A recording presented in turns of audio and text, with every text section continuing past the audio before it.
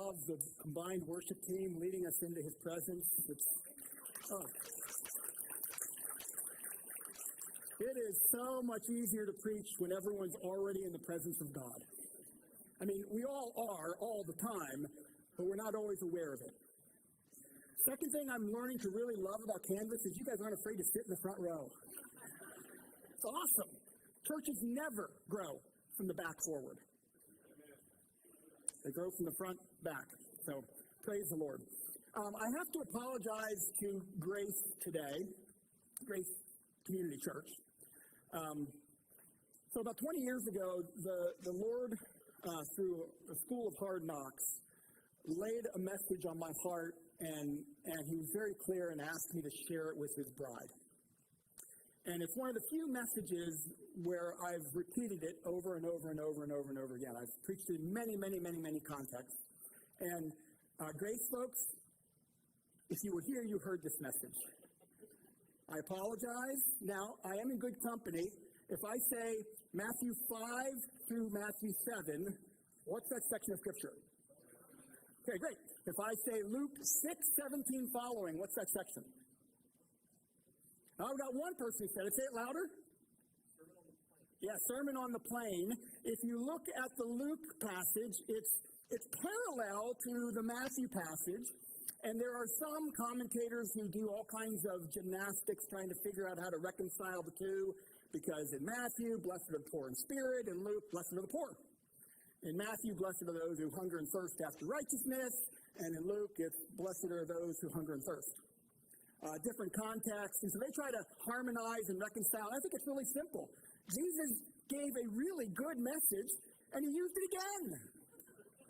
Two different contexts, Sermon on the Mount, Sermon on the Plain. And so Canvas, this will be a message primarily for you. Most of Grace have heard it, but if it's good, if it's a worthwhile message, we can all hear it more than once. Okay, so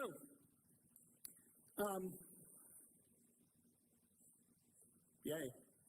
Here's a picture of me and my family about 20 years and 20 pounds ago. We went from child-free to 4 under 4 in less than 4 years. The African-American boy was a foster child that we had for about 4 years. Now, I don't know about you guys, but neither Lori or I have a single artistic bone in our body. I can't draw a straight line. When I write, you'll never see me do penmanship because I look like a 3-year-old. So if I have to, I print, but if I can, I type. And my wife does, but my children have never met an art project they didn't love. And when you have 4 children who are all doing art projects, it does create a bit of a crisis in one particular room in your house. You all know what I'm talking about. When you get all these pieces of art, where do you put them? There we go. Which works great until you have about 30 of them, and you only have 10 magnets. And every time you close the refrigerator, all of it falls, and you get down, you got to pick it all up and put it back up. Well, my wife came up with a brilliant idea. See, when we had Tevi, he was getting so big and so heavy to carry up and down the stairs, and we had this small little 1,100 square foot house. It was actually a duplex. And so we decided to finish off between the garage and the house, the kitchen. We just kind of finished off that square, and we had a dining room, and we had a tiny little bedroom for Tevi, so we didn't have to carry him up and down the stairs. We had a tiny little office for me, so that I could actually get some work done at home. I was church planting at the time, and we didn't have an office. So that was my office, and 4 little kids. It is hard to work from home. Challenging. Well, one day she decided to take all those pieces of art, and she carved them out into the garage, where we had this unfinished, ugly wall. We had to put more drywall up on it because it had to be a firewall between where you live and where the garage is. And I was sick and tired of mudding and doing it wrong, and so it didn't look pretty. But she divided it into 4 sections, and she put all the kids' artwork out on the garage. They all had their own art gallery in the garage. And when they got up in the morning, she led them all outside, and Josiah, here's your art gallery. Ooh, you know, Catherine, me too. And so they all got to see their art. And then she said, now, you can choose one special piece of art, and that goes on the refrigerator. You can choose any one you want, but only one. And that got me thinking. God actually loves art. He's a pretty amazing creator. And so, what goes on God's refrigerator? Don't answer too quickly. The Bible does tell us, by the way. It tells us. So what goes on God's refrigerator? I've had the privilege of traveling much of the world. Our Earth is huge. If you've ever been on a plane going all the way around, you'll have like a sore back because it takes forever. Unless you're, my brother travels to India a lot for his company, and we would commiserate because I traveled to India a lot, and we commiserate about the flights. And at one point, the light went on for him because he flew first class. And all of a sudden he goes, "You mean you fly back there?" It's a whole new context. Our world is huge, and it's huge with amazing places. How many have ever been to the Grand Canyon? Unbelievable. My favorite cartoon is Ziggy standing right on the edge of the Grand Canyon. He's clapping. He's saying, "Go, God!" How many have been to Niagara Falls? Used to see Vic Falls. 2.5 times higher, 10 times broader. It literally takes 30 minutes to walk from one side to the other to see the whole thing. Unless you're in a plane, you can't see it. I mean, it's huge. It's the border between Zambia and Zimbabwe on the Zambezi River that flattens out. Unbelievable. I mean, could that go there? So many amazing places. But the reality is that while the Earth is really cool, there's a lot of other really cool things. There we go. Jupiter is about the size of a bowling ball compared to the Earth, that's the size of a pea. But if we go to the next slide, there we go. Here, Jupiter is now the pea in comparison to our sun. And by the way, the Earth is it's like a slightly above a pixel. But you do realize that our sun, while as huge as it is, as mammoth as it is actually a really small star. And here, if you go out tonight, and if it's a clear night, you're in the northern hemisphere, and you look out, and you see the brightest star in the northern hemisphere, it's Arcturus. Because Arcturus is the size of a bowling ball compared to our sun, which is a pea. And Jupiter is just a pixel. I mean, one star. But, by the way, just because it's the brightest star doesn't mean it's the biggest star. It's actually not that big of a star in the whole galaxy, because it just happens to be closer than a lot of other ones. Here's Arcturus, which is a hyperstar, and in this context now, that Antares is just the pea to the bowling ball that's Antares. It's kind of hard to get that picture in my mind, and so someone superimposed the orbit of Jupiter. Jupiter's the 5th planet out, over the size of the star of Antares. And so if you stand on the Earth and you look out and you see Jupiter way out there, and you could follow it for however long it takes, all the way around the sun, that would be the bold 5th line out there, and the rest of it is actually the one star that it's superimposed on. Unbelievable. It begs the question, in God's massive creation, what goes on his refrigerator? What does he call special? By the way, this one's new for you, Grace. You haven't seen this slide, because now that the Webb, is it Webb? James Webb telescope? Is that right? Now that it's out, because all those other ones were, like a lot of these are the Hubble. They now realize that Antares, that's the size of Jupiter's orbit, is just like a small one compared to other stars we're finding. And so what goes on God's refrigerator? The Hubble telescope some 20 years ago decided to point its telescope at the darkest spot in the night sky, and its field of view was, if you can see that little red circle, a circle the size of a dime held a football field away, And all you see, pointing at the darkest spot in the night sky, and all you see is through that one little hole, and here's the picture that they came up with. And the amazing thing is that those aren't stars, those four are galaxies. I mean, our universe is unbelievably expansive. God is unbelievably creative. Someone estimated that there were this number stars, and the number doesn't even fit on the slide. I don't even know what that number is. Usually I show it, and some mathematician is in the congregation, and they yell out what the number is. But before you do it, now that we have the Webb telescope, we realize that actually we estimated wrong. There's at least 1,000% more stars than even that. Factor of 10. And by the way, in 30 years, if the Lord tarries, they're going to come up with another telescope, and they're going to realize it's even less than that. And God actually named every one of them. I mean, I got 4 kids, and I can't keep up with them sometimes. You know, Castle, whatever your name is, son, go there. And so the question begs, what goes on God's refrigerator? There is a Hebrew word for special. We don't usually translate it special. We translate it holy. But you do know that holy means set apart. That we think of holy as ethically pure, and it is that. We're ethically pure, holy, ethically pure because we're set apart. There are vessels in the temple, in the old temple, in Solomon's temple, that were holy bowls. They weren't more ethically pure than the bowl that's in my kitchen sink, but they're special. They're set apart. And so when God finishes all of this amazing creation, the very first thing he calls holy is actually not a thing at all, but it was Sabbath, the seventh day.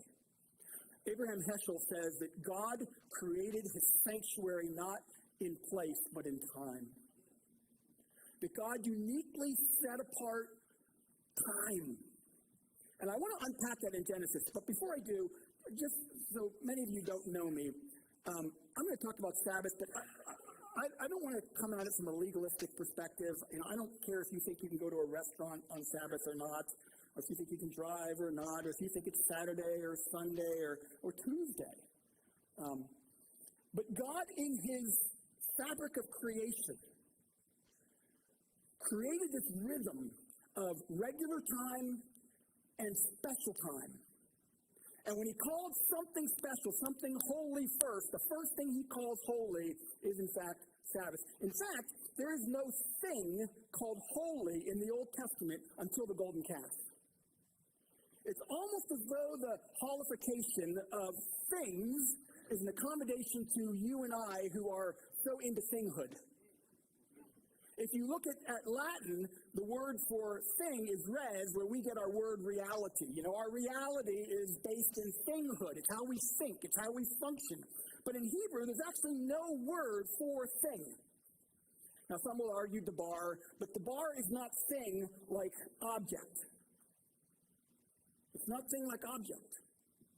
And I'm not a Hebrew scholar, but Abraham Heschel is, and that's where I found it out. God has set aside time. You know, if you look at Genesis, I know a lot of people want to really spend some time on Genesis, talking about, young earth, old earth, what is it? I've met people for whom that's a litmus test of your salvation. It's not for me. But it is fascinating that the whole structure of Genesis chapter 1 through, the first creation, the creation account, Genesis 1:1 through Genesis 2, verse 3, is actually comprised of 7 sections. The first sentence in that passage, that section, 7 words. The second sentence, 14 words, multiple of 7. In fact, every major word in that whole passage, words like God and earth and heaven and light, show up in multiples of 7.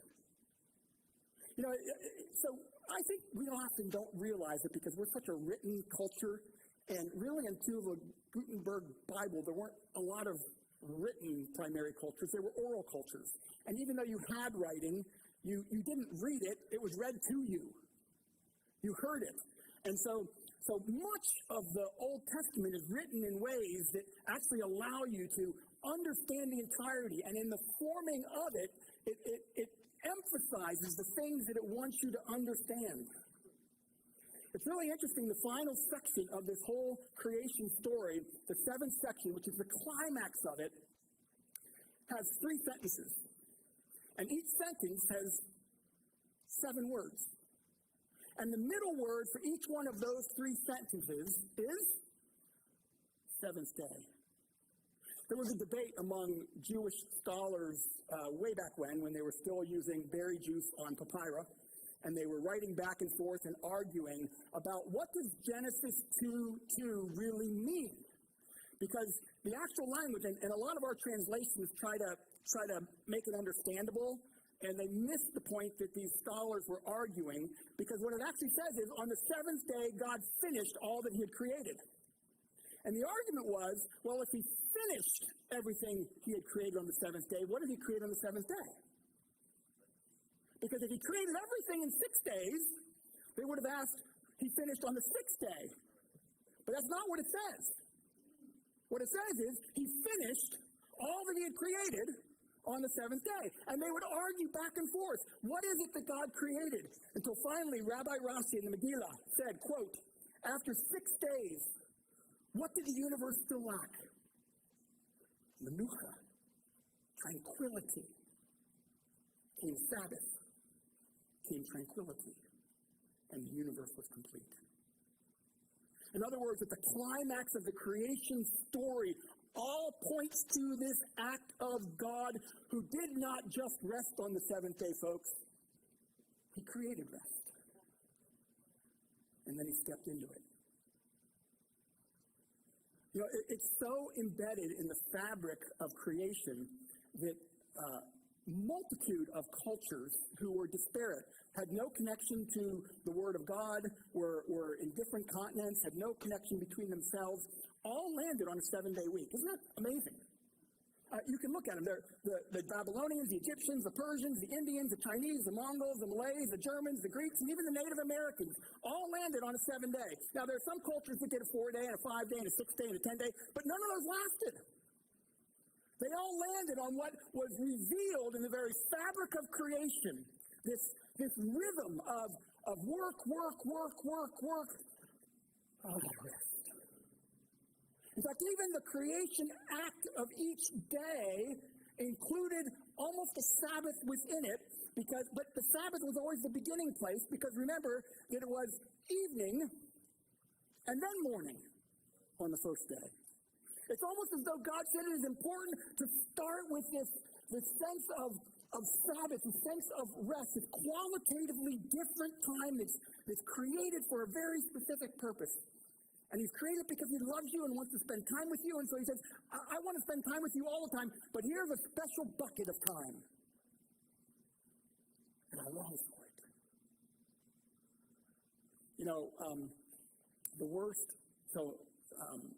I've preached this message to probably thousands of pastors. I was part of the seminary. I ran a program at the seminary for pastors. Then we took it overseas, India, Philippines, Nepal, Uganda, Kenya. And every pastor I've shared it with, they're like salivating because they desperately want rest. And yet, they are the worst Sabbath violators I've ever found. So here's a question, church. And by the way, kudos to Canvas for giving Ryan a month of Sabbath. Kudos.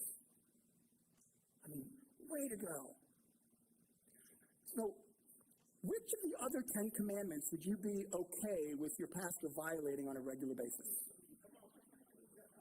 Well, you know, I don't murder as much as I used to. I've really worked at the adultery thing, and I'm getting better. I mean, last year I stole a lot. I only stole a little this year. Why is it in this culture where it's a culture of busy? We run. All of you probably have to-do lists. How many of you have a to-don't list? I think we desperately need to begin to, you've heard the old story about putting rocks in the bowl. Shake your head at me or shake your head not. No? Okay, so some of you have heard, some of you haven't. So this guy gets up, he puts a bunch of rocks in a bowl and it fills it up to the top. He says, "This bowl?" "Yeah, you did." "Okay, I won't do it then." Most people have heard it. If you haven't, see me afterwards. It's a really cool story. The creation account is a story of God taking chaos to tranquility and doing it by the creation of a qualitatively different kind of time that he sets apart and he calls holy to be with you. You know, I'm not going to do it today, but in the Gospel of Mark, you see Jesus, he's called the bounding lion in the Gospel of Mark because he gets so much done. I mean, he's so active. All these active verbs, the word immediately over and over and over again. And yet, in every chapter, in the first 10 chapters, what you find is not Jesus going to do ministry, but Jesus going to try to get alone with the Father. And ministry comes and finds him. I mean, he goes down by the lake. He goes down by the lake again. He goes up, let's go across the lake. He goes up on the mountain. He even leaves the country at one point. And every time trying to get alone with the Father, ministry comes and finds him, and he has this incredible power to accomplish the ministry that God's called him to do. And then he runs to the Father. We sang it today. Running to your arms. The question I have is, do we do it? Do we do it? Jesus was so powerful because he valued. And by the way, he struggled with Sabbath too. It's why you see so many different strategies that he used. But he refused to not do it. Folks, ministry will find you. Work will find you. Activity will find you. The question is, have you built the guardrails like Nehemiah did around Jerusalem when he was reestablishing Sabbath? You have the guardrails to say, you know what? No. On my calendar, I'll actually put God time. And then people will ask, "Oh, you're free at this time?" "No, I'm busy." No one wants to look at my phone and make sure, "Are you really busy?" I mean, that's sacrosanct. They just believe you. Because we put the big rocks in first. The time alone with God. Okay. What I'd like to do is just go through fairly quickly 10 principles of Sabbath that you find in the Old Testament and try to apply them to our life. Think of this more as a buffet. Every time you going to a buffet, if you like it and you go back, you end up trying just about everything on the buffet, but you don't eat it all on one day. So if you take all 10 of these principles and you say, "Oh, I got to do it," you become legalistic about it, it's actually going to become a burden rather than a rest. Abraham Heschel said that Sabbath was intended to mend our tattered lives, to renew us, to refresh us. So, number one, do no regular work. I used to, when I was pastoring, we heated our house with a wood-burning furnace, and my favorite Sabbath activity was chopping wood. Because it was not regular work. My regular work was just sitting on my butt. Or, here's one, going out to lunch with someone, sitting on my butt. And so being able to get up and chop wood, there's this rhythm. Number two, Exodus 31:15, rest. Rest, a time to mend our tattered lives. It's interesting, in Exodus 33, God says this. He says to Moses and the people of Israel, "My presence will go with you, and I will give you rest." I find it fascinating that when God speaks about his presence, he includes the concept of rest. Isn't that what Jesus said? "Come unto me, all you who are weary and heavy laden, and I'll give you" what? Rest. I got to tell you, so I say that I came by this the hard way, because when I was a young believer, someone preached a message that that I respected the guy and basically saying that we're no longer bound to Sabbath. And he was preaching against a legalistic thing, and I understand that. I agree with him on that. But because of that, I jettisoned the whole concept of Sabbath. And it was 20 years later that I found out from a medical doctor that can actually screw with your adrenal gland really bad. And in fact, you can get away with it for a long time until your adrenal gland gets so depleted that now you're depleted. It's kind of like, you can run your car for 50,000 miles without changing the oil. No problem. It's at 50,001 mile that becomes a problem. And then once the car seizes up, that car's done. And so there is this rhythm of, Jesus says, my sheep come in and they go out. They come in and they go out. God says, my presence will go with you, and in my presence you will receive rest. Here's one that I love. Prepare ahead of time. You find it in the Gospels. They talk about the day of preparation. And the day of preparation came from this passage. It was just a concept that every good Jew understood in order to do the Sabbath. You didn't start the Sabbath on the day of the Sabbath. You started it ahead of time to prepare. I remember we had a couple with 6 kids. And every Sunday they would come and the kids were all dressed nice and they were well behaved and they were happy and everything was good. And finally someone said to her, she said, how do you do that? How do you get your kids ready on Sunday morning to come like this? You're never late? She said, I don't. We get ready on Saturday night. We do our baths, we lay out our clothes, we go to bed early.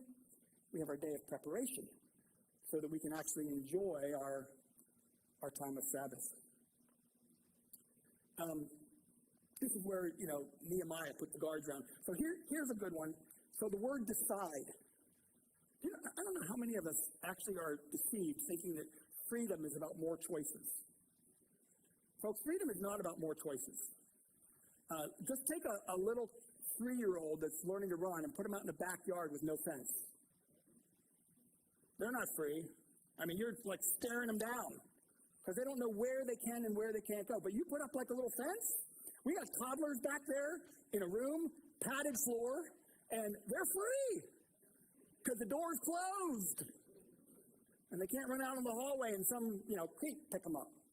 They're free. My marriage, man, I am so free in my marriage because I've eliminated all other options. There's only one, and it's lifelong. The word decide, we often think decide is choosing from all these options. The word decide, think of what else is in the etymology, in the word family of decide. Insecticide, suicide, pesticide, genocide, homicide. They're all about eliminating. They're not about adding, but they're about eliminating. And to embrace the rest that God gives us. What did Jesus say? Man was not made for the Sabbath. The Sabbath was made for you. It's God's time of intimacy in his holy sanctuary that he wants to spend with you. He's nuts about you. And yet we get so busy. With Jesus, almost every emotion that humans experience, not all, but most of them, you show up in Jesus. He does it appropriately. He gets angry, but he does it for the right reason, handles it the right way. He gets frustrated, but again, he handles it well. He teaches with it. You never find Jesus hurried. I mean, even when he was going to Jerusalem to die for all humankind, all the time, at one moment, the most important thing he could do, some blind guy's yelling out and everyone's saying, hey, leave him alone. Can't you tell he's busy? He stopped. And he took time. Does anyone here think that they have more to accomplish than Jesus did in the 3.5 years that he had public ministry? I think that makes the point. At least I hope so. Because, God might like your ministry. But he loves you. One of the reasons I'm bringing this message is because should the Lord lead us to merge, it's going to be an all-hands-on-deck deal. I mean, there's just going to be a lot to do. Ryan and I have been running nuts. Your boards have been running nuts because there's a lot to do. Usually when it looks like there's no problems, it's because someone has been handling the problems all the way along. There's usually a ton of work going on, and you only know about it when they fail to do it. And then everyone sees it. It's going to be the same way. God does not have a mission for our church. Doesn't have a mission for our church. He has a church for his mission. That God is on mission, and he's calling us to be on mission with him.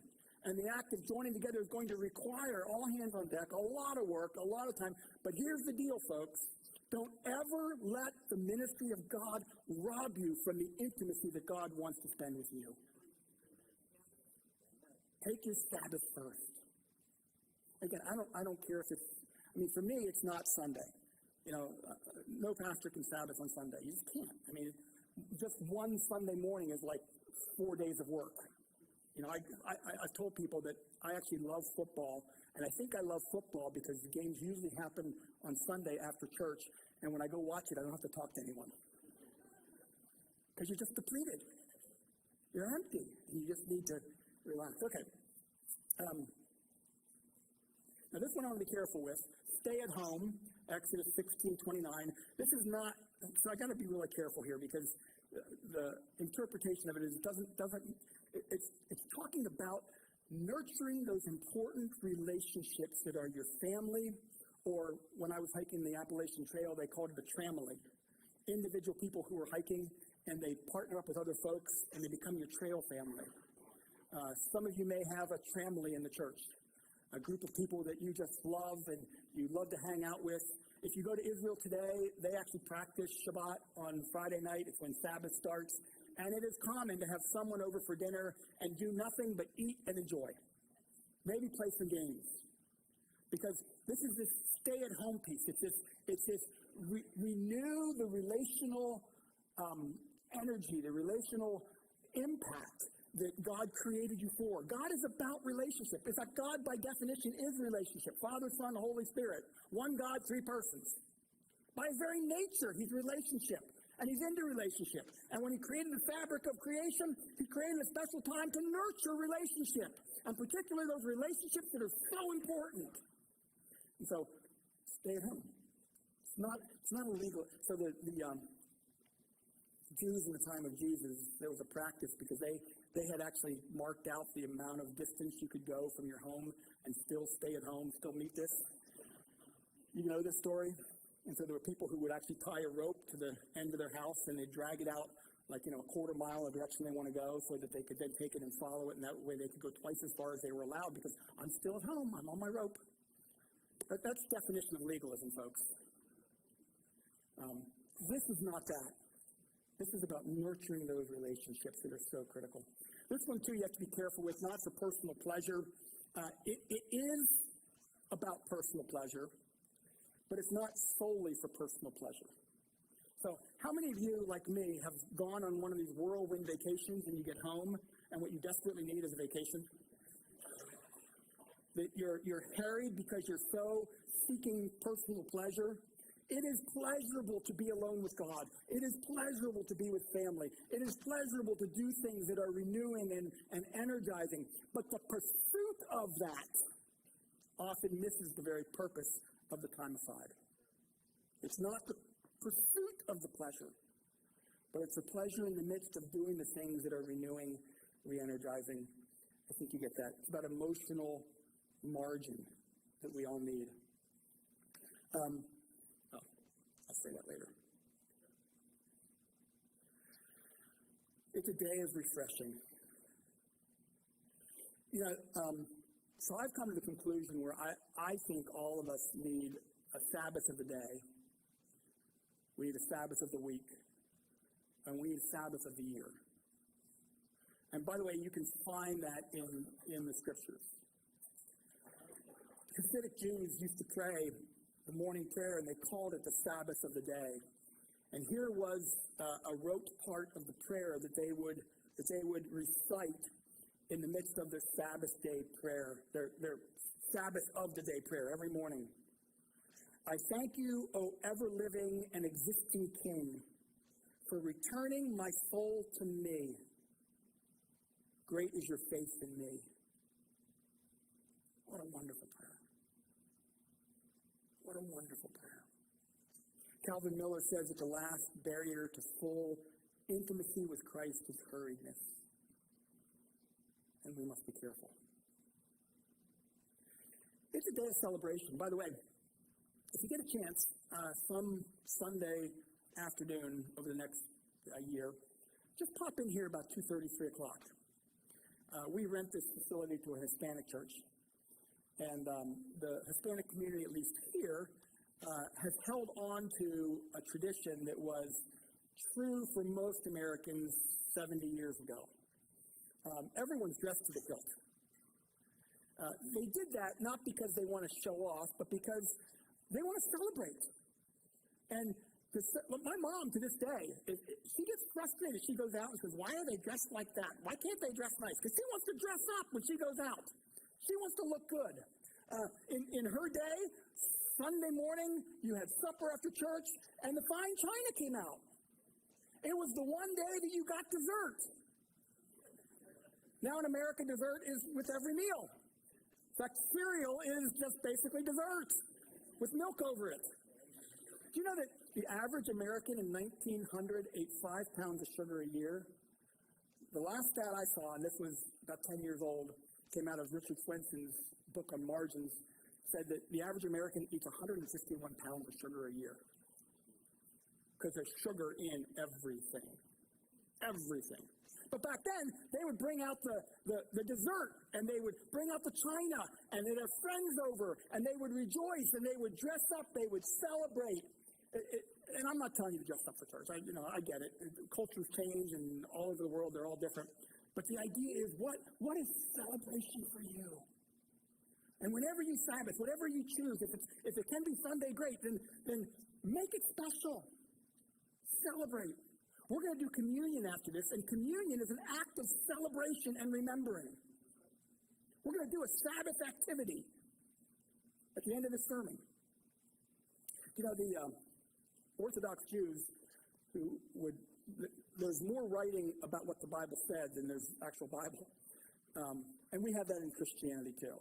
I could show you my library, which I've gotten rid of 90% of it. I could still show you my library. But one of the things that the Orthodox Jews believed was that on the Sabbath, in the name of celebration, a righteous couple would make love. Every Sabbath. Wayne Mueller, who wrote his book on Sabbath, if you want to read a great book, Wayne Mueller, just titled Sabbath, gives a lot of practical ways to do Sabbath. Like you know, when your Sabbath starts in the evening, light a candle when the stopping starts.